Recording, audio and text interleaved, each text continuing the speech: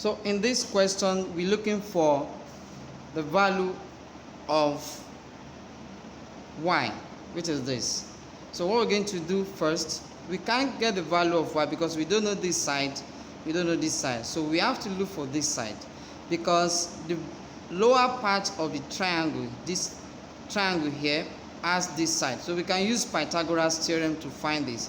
This is the hypotenuse, this could be opposite, and this could be what? Adjacent. So in that case, we have 5 squared b equals to this. Let's make this to be x squared plus 3 squared. So that is 25 equals x squared plus 9. That is 25 minus 9 equals x squared.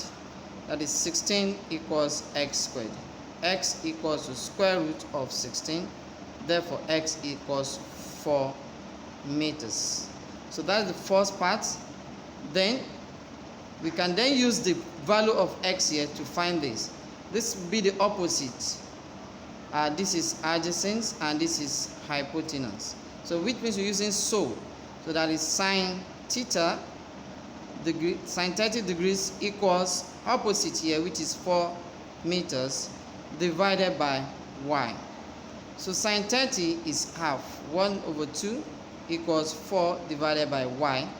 So when cross multiply, you have y equals 2 multiplied by 4.